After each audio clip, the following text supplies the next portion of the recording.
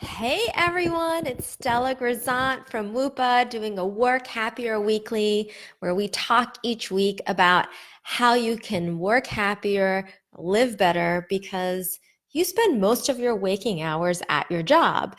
And so we've got to make those hours count because your life is too precious and the people you love are way too important and your talent is way too great for it to be wasted feeling bored and blah and miserable behind the desk. So, today I want to talk to you about something personal that I've been battling with, which is how to motivate when you don't feel like it. Behind me is my latest painting. And when I say latest, I mean like these puppies come around like once every 3 to 5 years. And I just finished it, but I have had the canvas sitting in front of me for about a year. And I have wanted to paint for a long time, and it just wasn't happening. And I felt guilty about it. I wanted to do it. I kind of planned, but I just kept resisting it.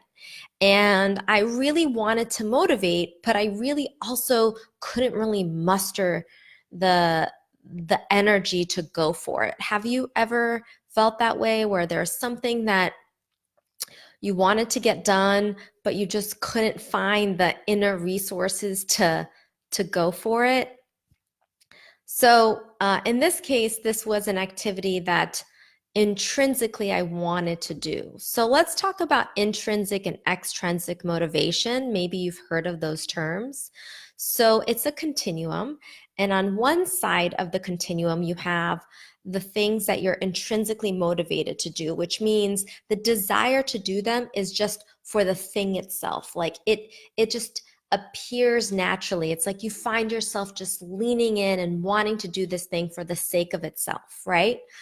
Um, and on the other end of the spectrum is extrinsic motivation, which is when we do things from a sense of obligation. We do things because we feel like we should do them. We do them for an external reward, whether that's money, whether that's reputation, whether that's approval from other people. So you have this continuum, and there's no judgment on what form of motivation you're coming from.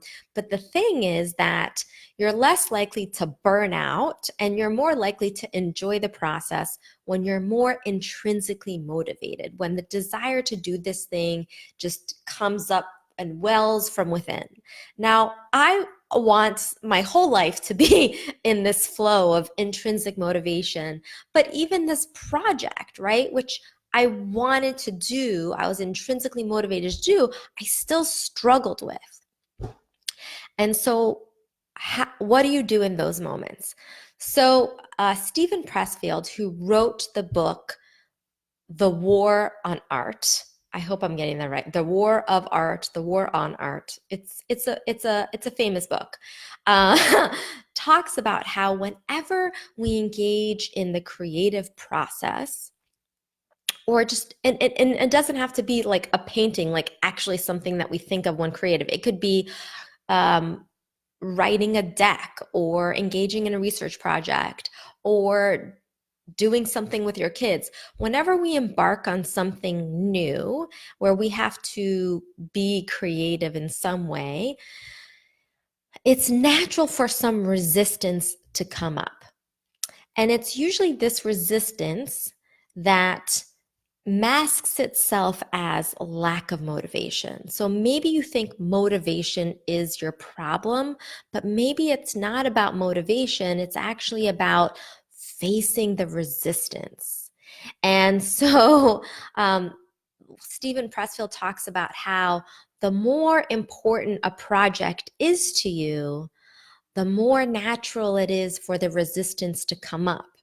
And instead of seeing the resistance as this force that's indicative that you shouldn't do this or you don't have what it takes to do this, just see it as this natural force that appears when you're on the brink of doing something that's really meaningful and matters to you.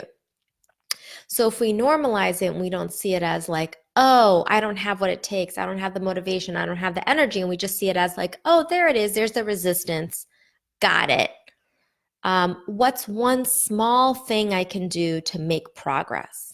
So for me, when I was trying to get ready to do this painting, I took it like baby turtle pace step by like baby turtle pace step. The first thing I did was I outsourced as much as I could. So I asked my husband, pick up the canvas, because even like buying the canvas for me seemed like a big deal. So he bought the canvas for me. Then, like, I don't know how many months later, I got the paintbrush that I wanted. And then I was like, okay, I'll prepare like the plate. I'll prepare the plastic and everything. And so, and then like a few days later, I finally just like did it. So the thing is, it's if you look at it as the end result doesn't have to be magnificent, the end result just has to be progress. So for me, when like right now I'm embarking, like whenever this really shows up for me in my creative endeavors. So like writing, I tend to be like very perfectionist around writing, and so that immediately creates resistance because I feel like, oh, this has to be so good, so I don't even start it.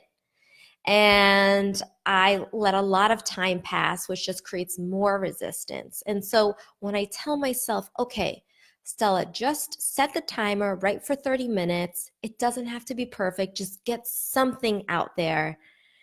Shitty first draft, as it's often referred to. Then I get more into the flow. And then after I do that, I notice, oh, I want to do more of it. So my advice to you guys, if you have any trouble motivating, is one, just take one baby teeny tiny step. So what is that one teeny tiny step that you can do? And two, even if you have all this resistance and all this like anxiety over why, thanks, Karen. Hi, you guys.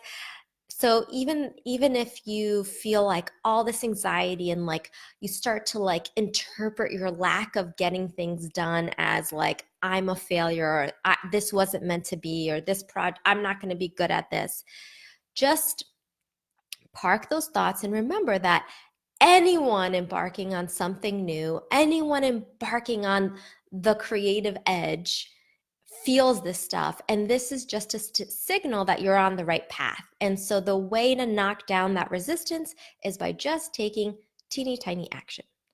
So with that, that's just where I'm at. And I'm really happy to report, like after a year, I finally got my painting done, and I don't know where it's going to go now. It was supposed to go in the bedroom. Now it doesn't look good there. So who knows? And I'm still not sure if it's complete and if I totally like it, but I'm just happy that it's like done. I'm happy that I've made that progress. And so I think the key to us all being happier human beings is just to revel in the progress and not judge the outcomes. So with that, you guys, that's the Work Happier Weekly. If you like this, like it, feel free to share it. You can subscribe to my YouTube channel if you don't want to miss any of these, guys. And I hope you have a really wonderful night. Talk to you later. Bye.